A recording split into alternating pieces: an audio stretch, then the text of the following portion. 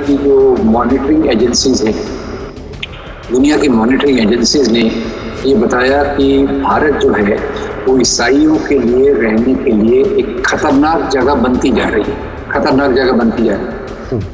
तो international human rights और freedom of religion की जो रिपोर्ट्स आई हैं उसमें इंडिया का स्थान उनके गिरता ही जा रहा है। ईसाई मिशनरियों का जो काम आदिवासी क्षेत्रों में है उसके कारण आदिवासियों में शिक्षा का प्रसार हो रहा है, आदिवासी एम्पावर्ड हो रहे हैं। अब आदिवासी जब शिक्षित हो जाते हैं तो अपने अधिकारों की मांग करते हैं और उनके अधिकार पे किसका कब्जा है?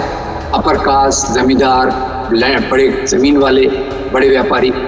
तो उससे उनको तकलीफ है और ये सब लोग जो इस पार्टी को सपोर्ट करते हैं। तो एक कारण जगह जगह अलग अलग राज्यों में फ्रीडम ऑफ रिलीजन, धर्म की स्वतंत्रता के नाम पे ऐसे कानून ला रहे हैं जो आपको अपना धर्म के चुनाव करने में बाधक बने।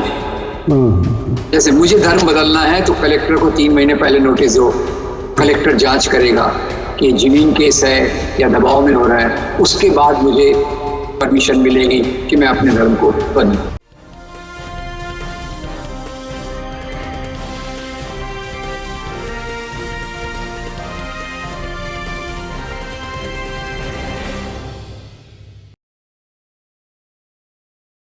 हेलो, नमस्कार, आदाब, सत श्री अकाल और अस्सलाम वालेकुम। मैं हूं मोहम्मद अहमद काज़मी, लेकर आया हूं आपका पसंदीदा कार्यक्रम आपके रूबरू। इस कार्यक्रम में हम आपको देश भर में जो बड़े वाकयात होते हैं, कभी कभी कुछ विदेशों के वाकयात पर भी कुछ जानकार लोगों से आपकी मुलाकात कराते हैं।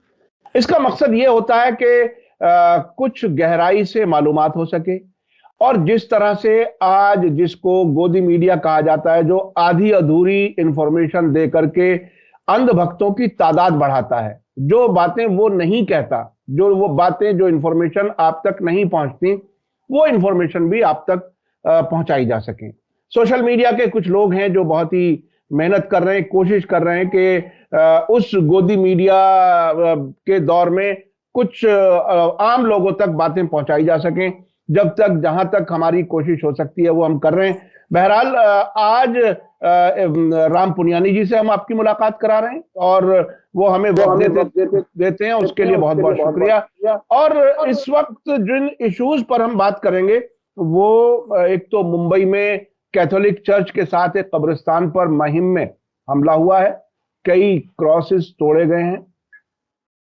इसके अलावा पिछले दिनों छत्तीसगढ़ से भी इस तरह की खबरें आई थी, यानी दबाव यह था कि या तो हिंदू बन जाओ नहीं तो गांव छोड़ दो। कुछ लोगों को विस्थापित भी होना पड़ा था। बहुत ही तकलीफ की बात होती है कि कोई इंसान अपनी चॉइस के मजहब पर रहना चाहे और उसको बेघर कर दिया जाए। ये कैसे हम माहौल में, कैसे मुल्क में, कैसे हालात में हमें रहने पर मजबूर कर दिया है, ये बहुत ही अहम है। देखिए, हम किसी भी धर्म या मजहब को मानते हों, उस तकलीफ जिस आदमी को पहुंच रही है, अपने आप को वहां बिठा करके देखें, अपने आप को वहां रख के देखें कि आज अगर मेरे साथ ये होता तो मैं कैसा महसूस करता। मैं कभी कभी उसको भी गौर करता हूं कि जब कोई इंसान मॉब लिंचिंग करने वाली भीड़ में बीच में घिर जाता होगा, वो कैसा महसूस करता होगा। आप अगर उसे महसूस करें तो मैं समझता हूं अल्फाज नहीं है हमारे पास उसको बयान करने के, कि वो आखिरी लम्हे में क्या महसूस करता होगा कि मैं किस मुल्क में हूं, मुझे क्यों मार रहे हैं, क्या सिर्फ इसलिए कि मैं एक मजहब को मानता हूं। बहरहाल, इसके अलावा भारत जोड़ो यात्रा में भी राम पुनियानी जी ने अभी कुछ दिन पहले शिरकत की है। दिल्ली से यूपी बॉर्डर की तरफ गए थे, उस पर भी बात करेंगे। राम पुनियानी जी को आप अच्छी तरह जानते हैं कि वो वैसे तो मेडिकल बैकग्राउंड से हैं, लेकिन तारीख की अच्छी जानकारी है, सेकुलरिज्म के लिए बहुत अच्छा काम किया है, आरएसएस को पहचानवाने में, लोगों को बताने में वो काम बहुत अच्छे से किया। किताबें लिखी है, बहुत सी किताबें लिखी हैं, उनका नाम लेने का इस वक्त मौका नहीं है, लेकिन हाँ, मैं समझता हूं कि आपने 2, 4, 5 बार जरूर पुनियानी जी को अब से पहले जरूर सुना होगा। राम पुनियानी जी, वेलकम है आपका। मीडिया स्टार वर्ल्ड को आप समय दे देते हैं, उसके लिए बहुत बहुत शुक्रिया। आप ये बताइए कि आप मुंबई में हैं, मुंबई की एक लंबे अरसे से कल्चर रही है, सभी मजहबों के लोग बहुत ही अच्छे अंदाज में रहते रहे हैं। ये अब क्या ईसाइयों के खिलाफ इस किस्म की हिंसा के कब्रों पर जाकर के कब्र को तोड़ करके मिलेगा क्या? आखिर क्या नफ्सियाती जंग का यह हिस्सा है? क्या कुछ है? इसे आप किस तरह से देखते हैं? देखिए, पहले तो बहुत धन्य शुक्रिया आपका। आपने मुझे बुलाया और मेरे बारे में इतने अच्छे अल्फाज कहे, उसके लिए बहुत शुक्रिया। अब जहाँ तक बम्बई में जो होने वाली हिंसा है, जो माहिम चर्च के पास के इसमें ग्रेवयार्ड में, पहले मैं आपको माहिम चर्च की एक प्यारी बात बता दूं कि माहिम चर्च जो है उसमें केवल ईसाई नहीं जाते, उसमें सभी धर्मों के लोग अलग अलग प्रकार की मन्नत मान के जाते हैं और वहाँ मोमबत्ती जलाते हैं। मैं खुद एक बार वहाँ संडे मॉर्निंग चर्च के बाजू में मेरा लेक्चर था, तो मैं लेक्चर के लिए गया था, तो चर्च में इतनी भीड़ देखकर मैं हैरान हो गया। और मुझे जिस लोगों ने बुलाया, मैंने पूछा यहाँ ईसाई लोग इतने रहते हैं? पूरे ले ये ज्यादा ईसाई नहीं है, ज्यादा तो ये हिंदू और दूसरे धर्म के लोग हैं जो यहाँ अपनी मन्नत पूरी करने आते हैं। तो पहली बात तो ये बम्बई के बारे में आपने जो कहा, ये उसका एक चित चरित्र है।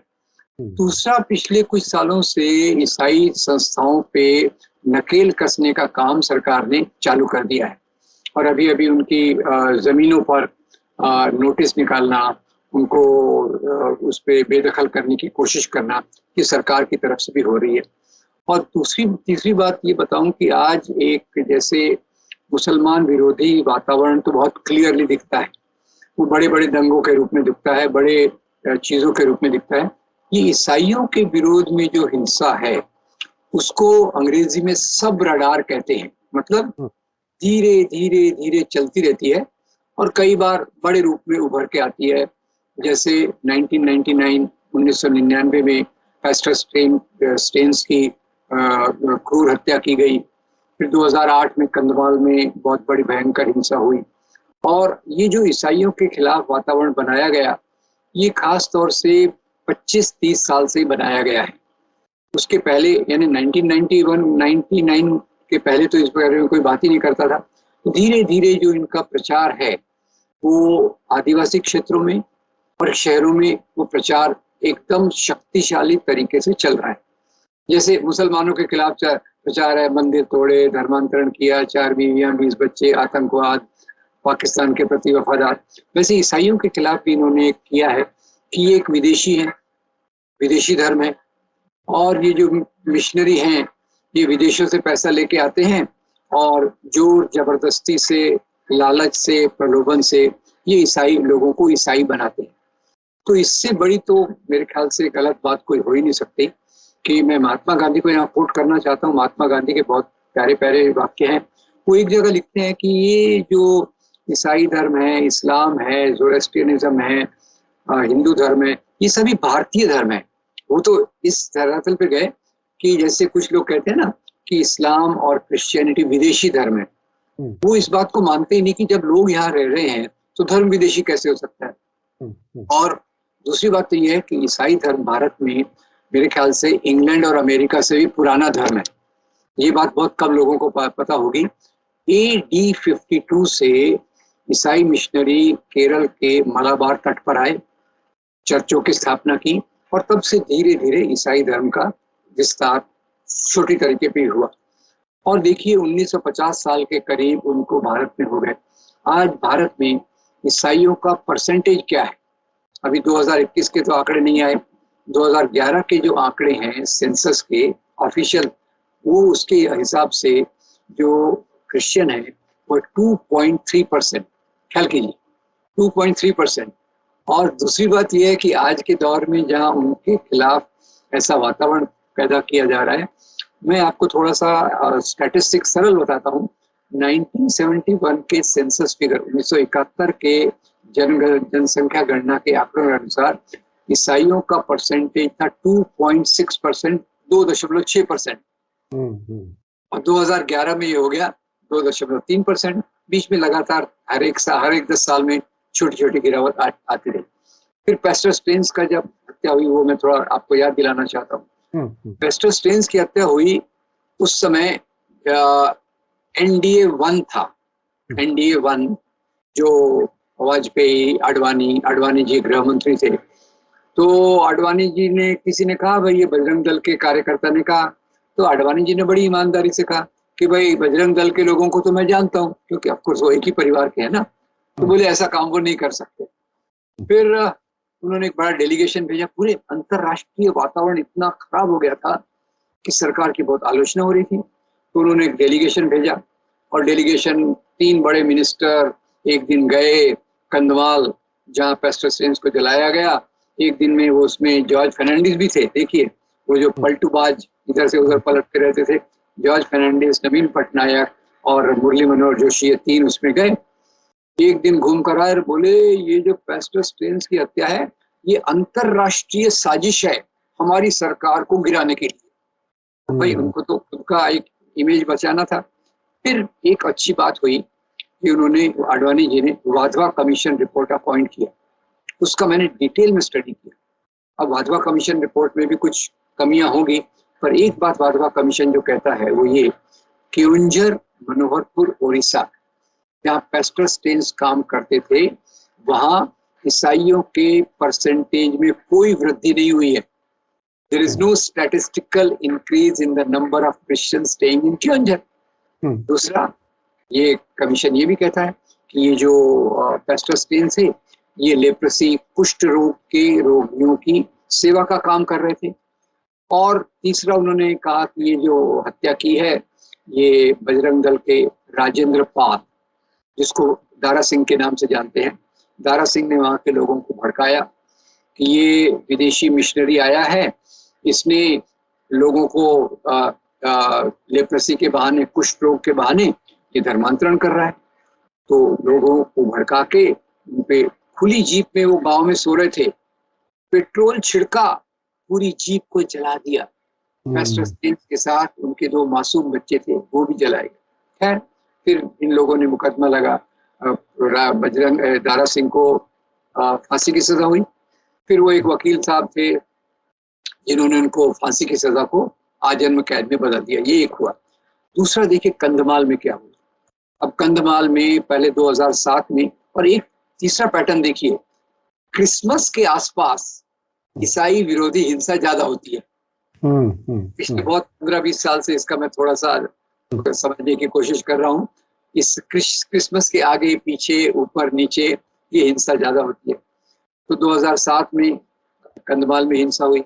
2008 में क्या हुआ, अब क्या हुआ है कि ये जो आरएसएस का सहयोगी संगठन है, वनवासी कल्याण आश्रम, अभी आपको याद होगा राहुल गांधी ने स्पीच में कहा कि आरएसएस के लोग इनको वनवासी कहते हैं जबकि ये आदिवासी हैं। तो उसके बाद फिर मोदी जी ने भी बोला कि हाँ भाई ये तो आदिवासी हैं, वो बोलने के लिए बोल दिया, क्योंकि वनवासी और आदिवासी में बहुत फर्क है।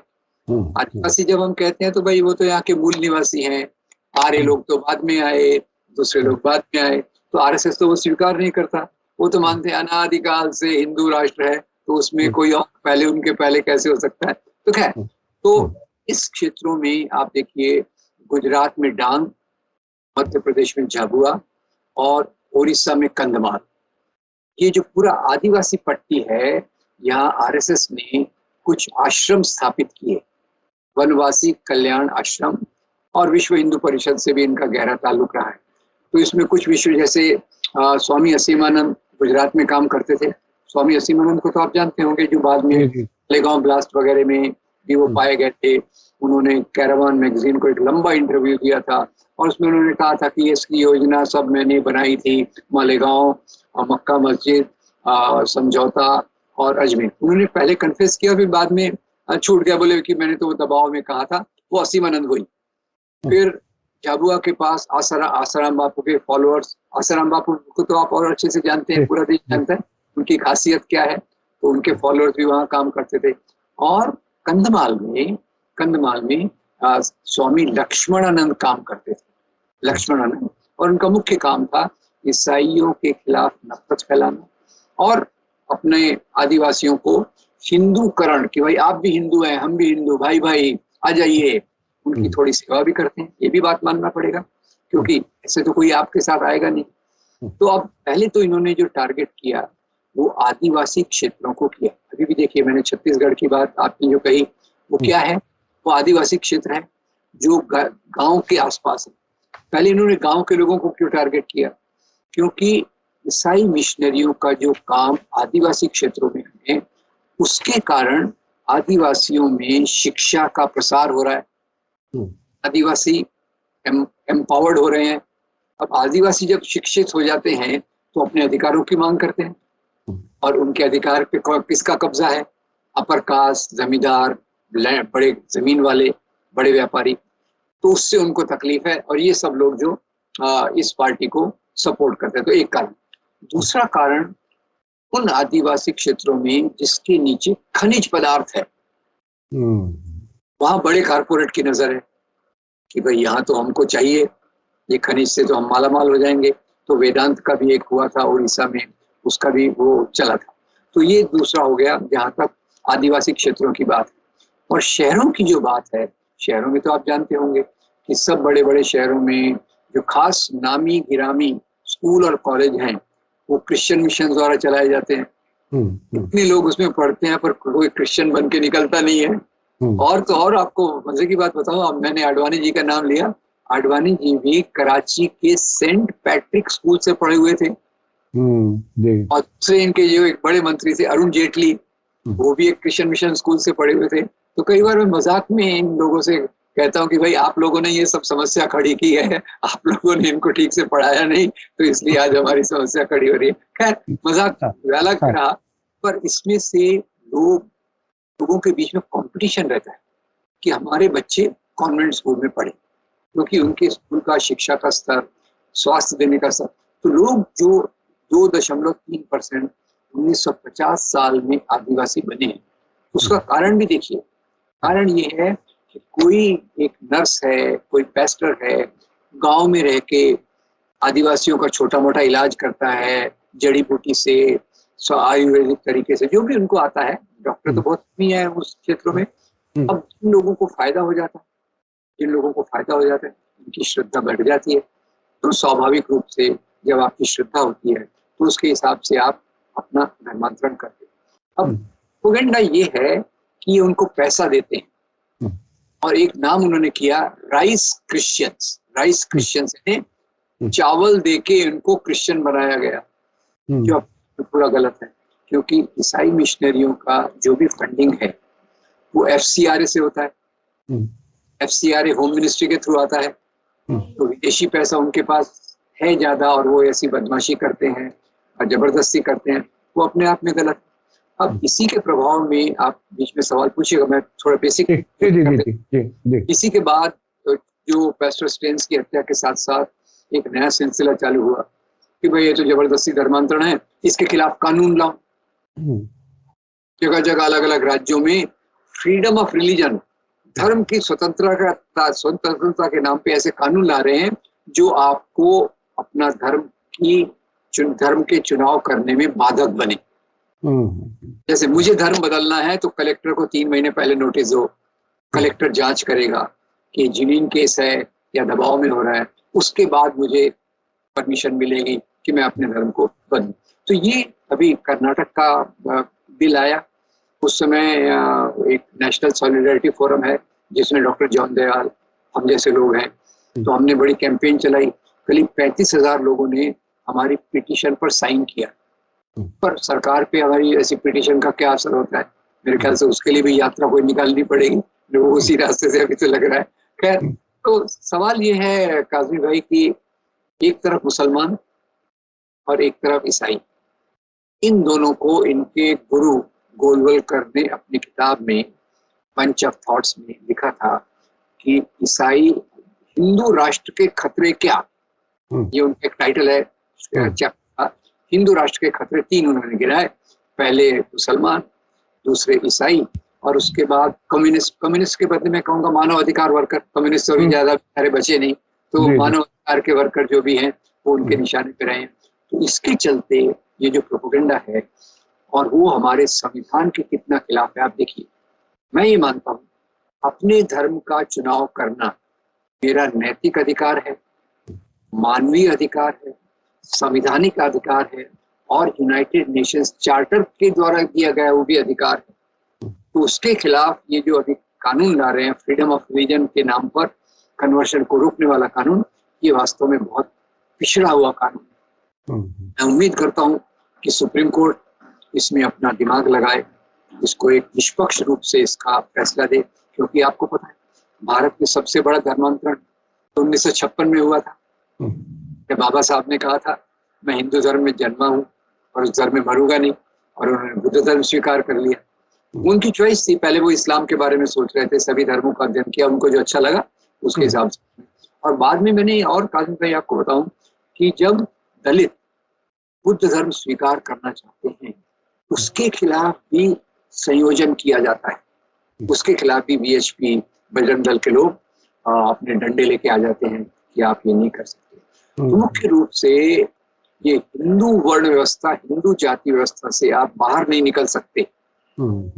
आप जहाँ हैं जो है वहीं खड़े रहो, वो काम करते रहो, ये उसके पीछे का एजेंडा है। तो इसके चलते जैसे मुसलमानों को एक बहुत इतना पिछले 25-30 साल के खिलाफ हिंसा हुई, उनको एक दूसरे दर्जे का नागरिक होने का एहसास दिलाया गया गेटोस बन के, वैसे अभी उनको ईसाइयों के साथ भी वही करना है, ईसाइयों के साथ करना है, पर उनकी तादाद तो और भी कम है, तो इसलिए उनके खिलाफ जो हिंसा है कई बार पता भी नहीं चलती।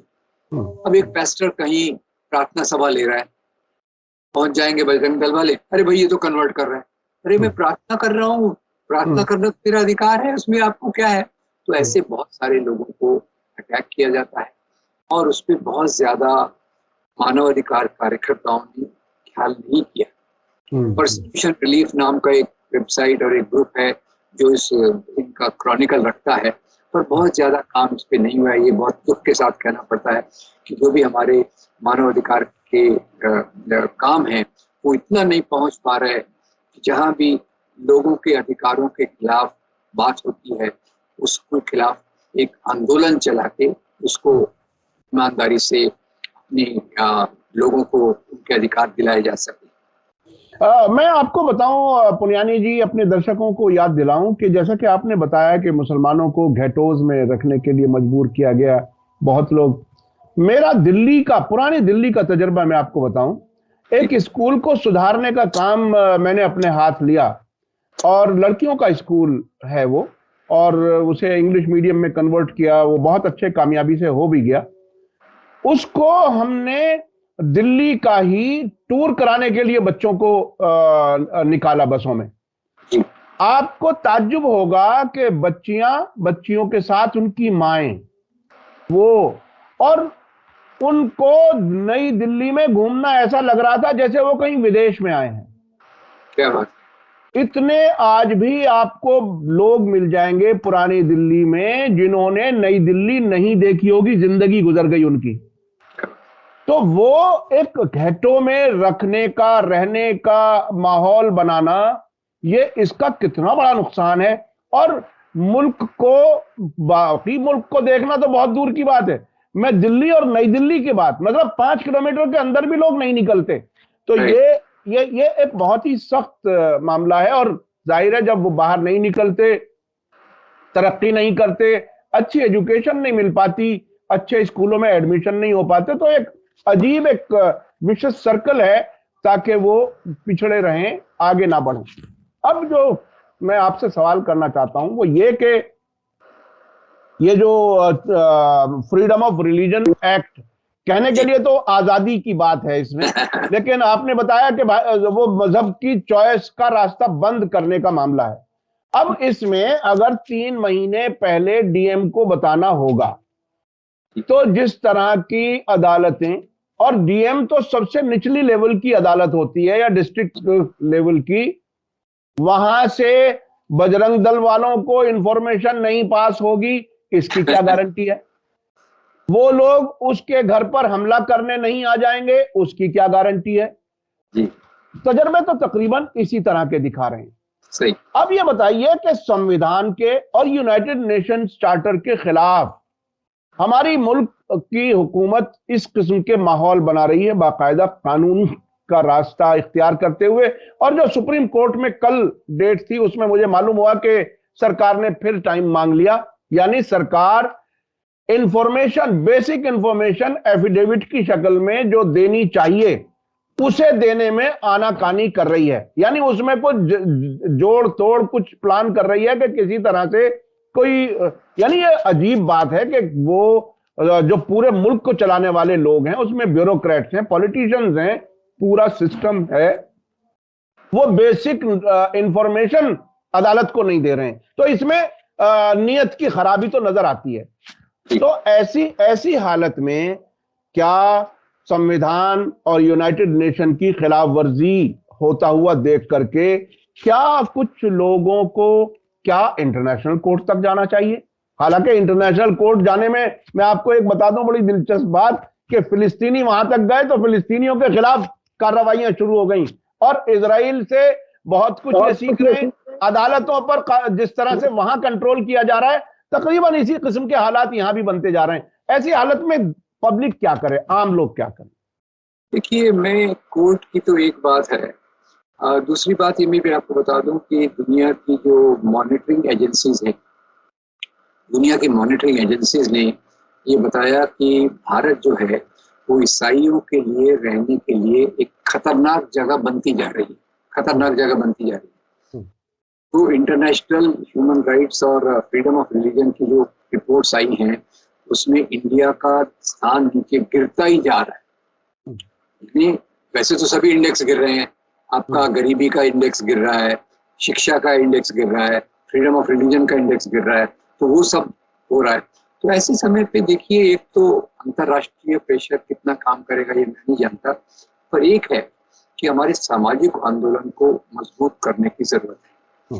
और सामाजिक आंदोलन को मजबूत करने के लिए ऐसा है कि अब इसमें गांव-गांव जहाँ ये केसेस होते हैं, हमारे कुछ कानूनी सलाहकार लोगों को ऐसी ट्रेनिंग दें कि वो कानून की कोशिश करें कि उसको एक बचाएं। और इस पे एक राष्ट्रीय कैंपेन होना चाहिए। फ्रीडम ऑफ रिलीजन पे एक राष्ट्रीय आंदोलन करने की जरूरत है। अब वो आंदोलन कैसे हो सकता है, वो तो जो साथी मानव अधिकारों पे काम करने वाले दोस्त लोग हैं, उनसे मैं केवल अपील करूंगा कि इसको भी एक महत्वपूर्ण मुद्दा लिया जाए कि मेरी धार्मिक स्वतंत्रता पर जिस प्रकार से कानून का बंधन लाया जा रहा है, प्रशासन का बंधन लाया जा रहा है, पुलिस की पार्शियलिटी है, उसके खिलाफ कैसे हम वातावरण खड़ा करें, वो एक बात है।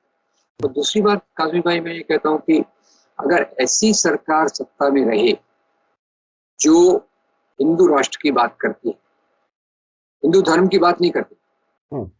हिंदू धर्म का मैंने आपको प्रतिनिधि महात्मा गांधी बता दिया, जो कहते थे कि ये सभी धर्म मेरे हैं, और वो तो उनका समरी तो मैं यहाँ करता हूँ, ईश्वर भी वही है, अल्लाह भी वही है। और उन्होंने बहुत जो कुछ सर्मन ऑफ द माउंट ईसाई धर्म से बहुत सीखा। उन्होंने धर्मों को देशी विदेशी के रूप में न देखकर जहां से जो अच्छा मिला वो लेने की कोशिश की। उनका टॉलस्टॉय आश्रम के मॉडल पे उन्होंने आश्रम बनाए। और दूसरा गाल सामने करो, ये कहाँ से आया? ईसाई धर्म से उन्होंने किया। तो वो एक ऐसे खुद इमाम हुसैन की शहादत से 72 साथियों की बात उनकी तरफ से बात आई। वो हर धर्म से उन्होंने बहुत कुछ सीखा और उस पर अमल भी करने की कोशिश की। जी जी, मैं ये बताना चाहता हूँ कि जो अच्छा धार्मिक व्यक्ति होता है, अच्छा एक हिंदू होगा, वो दूसरे धर्म की अच्छी चीजों के आधार पे खुद को और बेहतर बनाए। तो वो हमने एक तरफ से देखा। तो ऐसी अगर सरकार सत्ता में है जो हिंदू राष्ट्र के नाम पे कभी बोलती है कि सभी स्कूलों में गीता लागू करो, कभी बोलती है कि मदरसों का सर्वे करो, कभी बोलती है कि ये क्रिश्चियन मिशन स्कूल पे इस प्रकार के बंधन लाओ, तो ऐसी सरकार हमारी आगे तरक्की करने देगी ऐसा लगता नहीं है। वो तरक्की आर्थिक हो या आध्यात्मिक हो या हमारी धार्मिक हो, उसके रास्ते में हमेशा रुकावट आएगी। वो भी एक सवाल हमारे सामने है जो मेरे ख्याल से लोगों ने सोचना चाहिए कि पिछले 8 सालों में जो हाल हुआ है अल्पसंख्यकों का, वो पहले से खराब ही होता जा रहा है। पहले भी था, पहले भी मतलब इतना खुशहाल वातावरण तो पहले भी नहीं था। पर यह है कि जब ये सत्ता में आते हैं तो इस प्रकार की घटनाएं बढ़ जाती है। तो अभी मानव अधिकार कार्यकर्ताओं का और आपके जैसे जो एक चैनल चलाते हैं, ये बात हमारी जिम्मेदारी बढ़ जाती है कि इन चीजों की सच्चाई को हम लोगों तक पहुंचाएं ताकि लोग जागरूक होकर अपने अधिकारों की सुरक्षा के लिए सामने आए। अच्छा, आखिर में मैं आपने जो हाल ही में भारत जोड़ो यात्रा में कुछ वक्त दिया, वो कुछ तजर्बात अगर मुख्तसर आप कुछ बता सकें जो उसकी एक तरह से स्पिरिट जो आपने महसूस की हो पर्सनल फिजिकली पहुंच करके, उसको थोड़ा सा बताइए उन तजुर्बात को। ये पर्सनली पहुंच के तो मुझे पहले तो ये कंफर्म हो गया कि जो मैं इसके बारे में सोच रहा था, पढ़ रहा था, लिख भी रहा था, मैंने कई उसमें लिखे भी हैं, वो बात बिल्कुल सच है। और दूसरी बात सच थोड़ा कम ऐसा है कि जितना मैं सोच रहा था लोगों का रिस्पॉन्स उससे ज्यादा था। अब आपको ये मैं छोटी सी बात बताऊं कि उस दिन जो धक्का मुक्की में मैं दीवार से काफी टकरा गया। अरे अरे हाँ, मतलब हाँ, वो एक हाँ, तरह से अच्छा भी लगा कि हाँ, इतनी भीड़ है और वो मैनेजमेंट के बाहर जा रही है, मतलब दीवार से फिर टच हो गया। जी जी तो यानी मैं जो सोच रहा था लोगों का रिस्पांस, लोग कह रहे थे यूपी में आएंगे तो इनको अपने दाल आटे के भाव पता चल जाएंगे, तो रिस्पांस का तो आप पूछिए ही। दूसरा मैंने जो खुद देखा, उसमें मैंने मुसलमानों को भी देखा, उसमें मैंने दलितों का बड़ा ग्रुप अंबेडकर का फोटो लेके आ रहा है, अब बाबा साहब अंबेडकर जिंदाबाद, राहुल गांधी जिंदाबाद करते हुए आ रहा है। औरतों का तो पूछिए मत, संख्या में बहुत बड़ी ज्यादा। तो मैंने जो देखा कि इसमें एक नई उम्मीद लोगों को दिख रही है, और वो इसलिए देखिए जो वातावरण इतना डर का माहौल बन गया था, उसमें राहुल गांधी कह रहे हैं डरो मत, महात्मा गांधी भी ये कहते थे। और दूसरा जो मुद्दे उठा रहे हैं उन्होंने, जो छोटी मेरी उनसे बात हुई तो उनकी ज्यादा मुद्दे इसी बात पर है कि लोगों की गरीबी का सवाल क्या है, शिक्षा का सवाल क्या है, बेरोजगारी का सवाल है, इसी को लगातार कह रहे हैं, और इससे लोगों को रिस्पॉन्स बहुत मिल रहा है। अब मैं दूसरा पहलू बताना चाहता हूँ, अगर लोग इतनी उम्मीद से इस यात्रा को देख रहे हैं तो यात्रा करने वाले, यात्रा के जो संयोजक हैं और उनके साथ जुड़ने वालों की जिम्मेदारी पहले से बढ़ जाती है। दूसरा भाग देखिए कि यात्रा अब श्रीनगर जम्मू पहुंच के खत्म हो जाएगी, पर इसका उद्देश्य तो पूरा नहीं हुआ। यात्रा, मेरे ख्याल से यात्रा का उद्देश्य यहाँ से चालू होगा, पर एक देश का माहौल बदलिए। नंबर 2, आप जहां तक नहीं पहुंचे गुवाहाटी से गुजरात तक, वहां पहुंचिए। नंबर 3, जो मुद्दे अभी तक केवल आपने उठाए हैं उनको सच्चाई तक लाने की कोशिश कीजिए। नंबर 4, जो पार्टी अभी थोड़ी सी कमजोर हो गई थी, कांग्रेस पार्टी, उसको मजबूत करने की कोशिश की। नंबर 5, जो विपक्ष की एकता है, विपक्ष की एकता के लिए क्या एक धुरी लगती है, एक स्ट्रॉन्ग पिलर लगता है। अब वो राहुल गांधी और कांग्रेस क्या उस पिलर के रूप में उभर सकते हैं? शरद पवार ने स्टेटमेंट दिया कि राहुल गांधी अपोजिशन को यूनाइट कर सकते हैं, क्योंकि अभी अपोजिशन में जो होप आ रही है, क्योंकि तकलीफ तो सबको है, बिल्कुल, आखिर में कितने एमएलए और एमपी खरीदेंगे, ये जितने बाकी बचे हुए को तो तकलीफ है, और वो भी किसी मजबूरी से गए होंगे।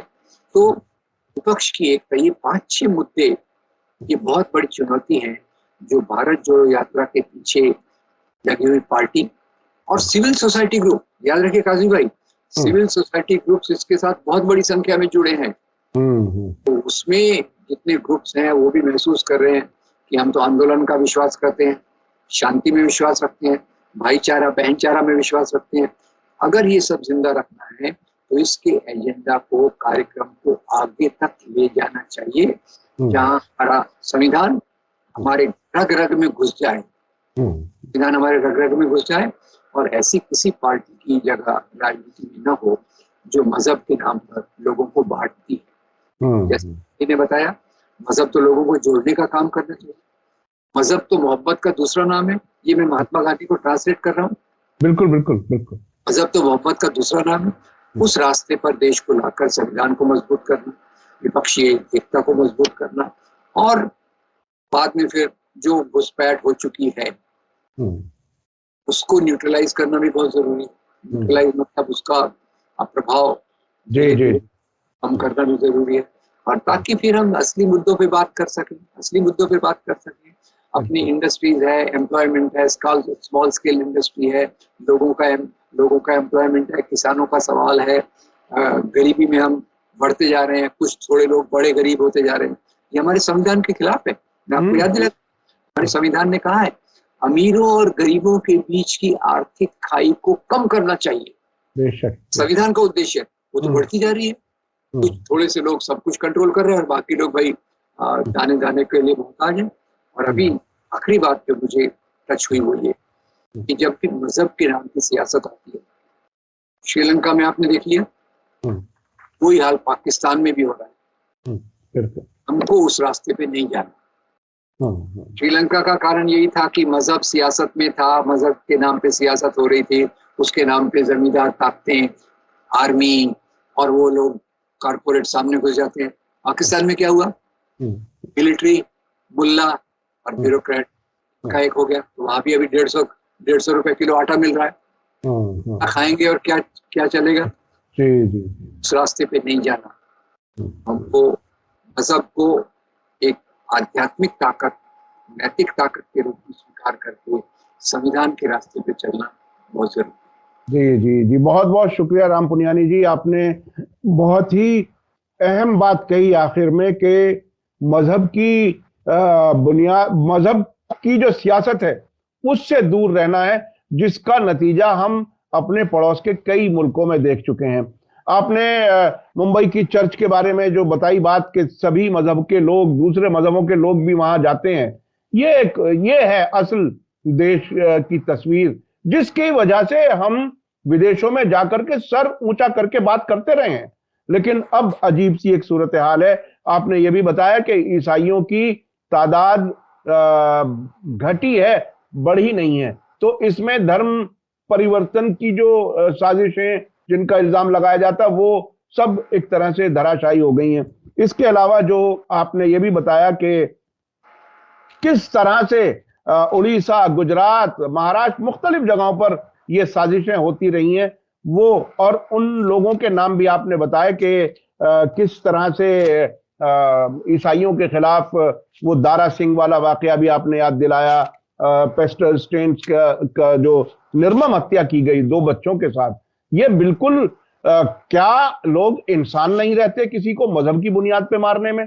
ये बहरहाल बहुत ही तकलीफ की बात है और हमें सभी को देश को आगे बढ़ाने के लिए, मोहब्बत के साथ आगे बढ़ाने के लिए, तरक्की के लिए हमें आगे बढ़ने की जरूरत है। और आपने भारत जोड़ो यात्रा के बारे में जो तजुर्बात बताए और जो पॉइंट्स बताए कि इन पर काम करने की जरूरत है, वो भी काफी अहम है। हमें उम्मीद है कि जो लोग भी जिम्मेदारान इस वीडियो को देखेंगे तो जरूर इस पर गौर करेंगे।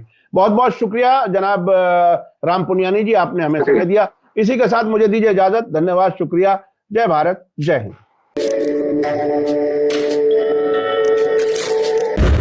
मीडिया स्टार वर्ल्ड के और वीडियो देखने के लिए हमारे चैनल को सब्सक्राइब करें और सीधे नोटिफिकेशन पाने के लिए बेल आइकन दबाएं।